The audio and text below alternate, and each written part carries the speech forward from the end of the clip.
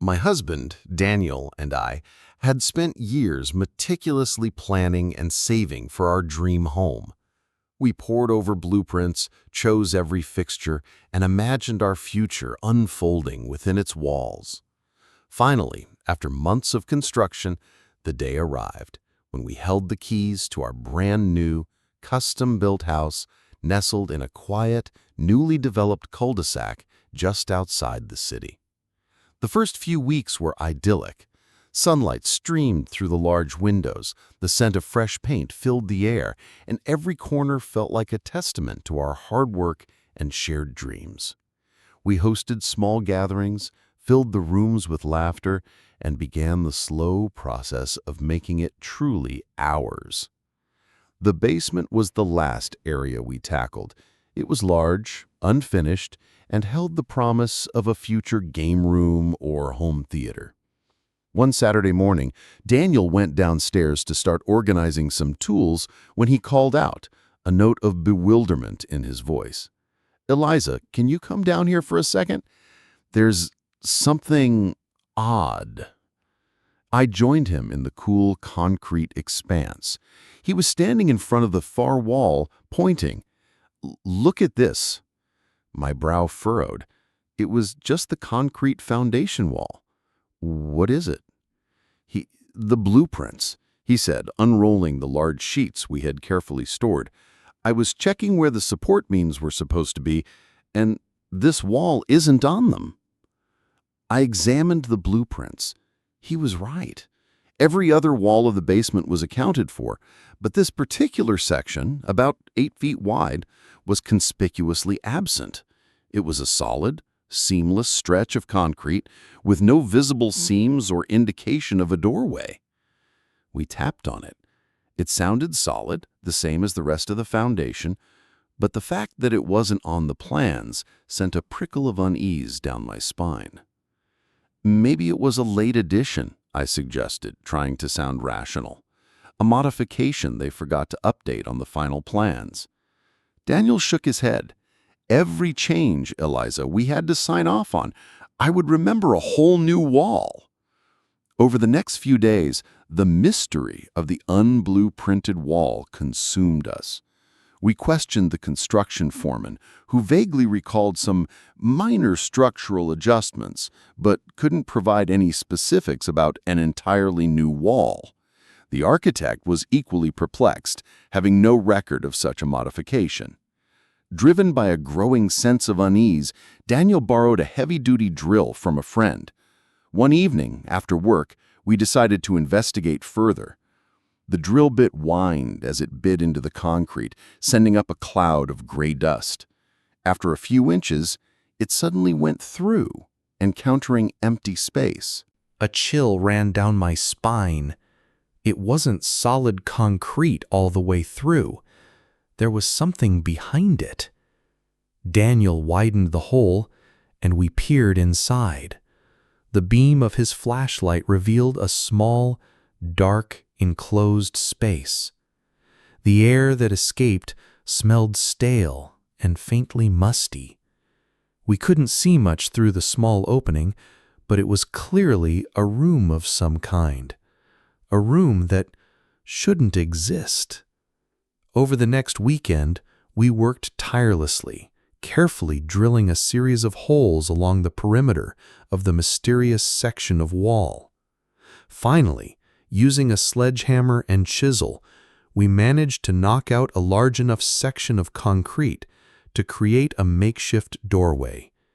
The opening revealed a small, windowless room. The air inside was heavy, stagnant, and carried a distinct, unsettling odor, something like damp earth mixed with a faint metallic tang.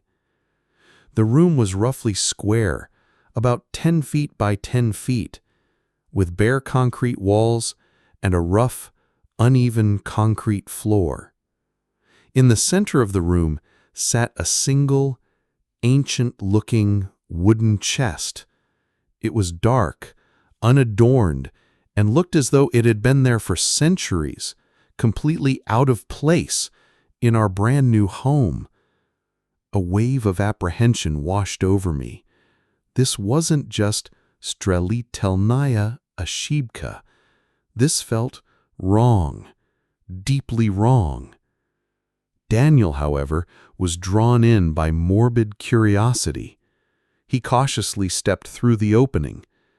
I hesitated for a moment, a knot of fear tightening in my stomach, before following him. As we moved further into the small secret room, we noticed faint markings on the concrete walls. They were not modern graffiti. These were older, almost primal symbols, scratched into the surface. Swirling lines, crude circles, and stick-like figures that seemed vaguely human but also disturbingly alien. Then our attention turned to the chest. It was made of a dark, heavy wood, its surface covered in a thick layer of dust. There were no hinges or visible means of opening it. It looked as though it was meant to stay closed. Daniel tried to lift the lid, but it was firmly sealed. He strained, his muscles bulging, but it wouldn't budge. It was either incredibly heavy or locked by some unseen mechanism. As he struggled, I ran my hand over the surface of the chest. My fingers brushed against a small indentation on the front. It was a carving, almost hidden beneath the dust. It was the same swirling symbol we had seen on the walls. Suddenly, a low, humming sound filled the room. It seemed to vibrate from within the chest itself. The humming grew louder, and the symbols on the walls began to glow with a faint, internal luminescence. A wave of dizziness washed over me. I stumbled back, clutching my head. Daniel, still wrestling with the chest, cried out in surprise. The lid had creaked open. The humming stopped abruptly. The gloaming symbols faded. The small, secret room was plunged back into near silence, broken only by our ragged breathing. Daniel slowly lifted the heavy lid the rest of the way. The interior of the chest was lined with dark velvet, and inside, nestled on the velvet, was a single object. It was a book. Not just any book.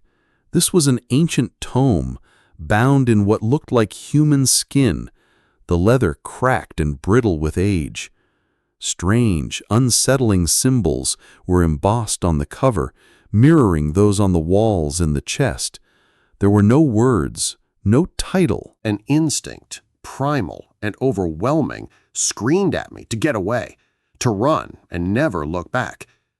But Daniel, his eyes wide with a mixture of fear and fascination, reached for the book. "Don't!" I cried, but it was too late. His fingers brushed against the cover. The moment he touched it, the air in the room turned icy cold. A whisper, faint and chilling, seemed to slither into our minds, a voice that was ancient and malevolent. "Welcome home." The book seemed to pulse with a dark energy. The symbols on its cover glowed again, brighter this time, and from the open pages, a shadowy tendril began to writhe, reaching out towards Daniel's hand. He recoiled as if burned, stumbling backward. The tendril retreated back into the book. The humming started again, more intense now, building to a deafening crescendo. We scrambled back through the hole in the wall, not daring to take our eyes off the open chest and the unholy book within. As we retreated, the whispering voice echoed in our ears, laced with a chilling amusement. "You can never leave." We sealed the hole in the wall as best we could, plastering over it with a desperate frenzy. But we both knew it was futile. The room was still there, hidden behind the facade of our dream home, and something had been awakened within it. Over the following weeks, our idyllic life turned into a waking nightmare. We heard the humming from behind the wall, faint at first but growing stronger. The temperature in the basement would plummet inexplicably. We would catch glimpses of movement in the periphery of our vision, shadows that danced just out of sight. Then the whispers started. Faint at first, like the rustling of dry leaves, but gradually becoming clearer, more distinct. They seemed to come from the walls themselves, sibilant voices speaking in a language we didn't understand, yet somehow felt deep in our bones. One night, we awoke to find the same swirling symbol that was on the chest and the book scratched into the wooden headboard of our bed. We tried to sell the house, but every potential buyer backed out at the last minute, citing vague feelings of unease or sudden inexplicable problems with the property. We were trapped. We know with a growing certainty that the book wants to be read, that the entity within it wants to be unleashed, and that the locked room in our basement, the room that wasn't on the blueprints, is not just a secret. It's a prison, and we are now locked in with it. Our dream home has become our eternal tomb, and the whispers are getting louder. They know our names now. They're waiting.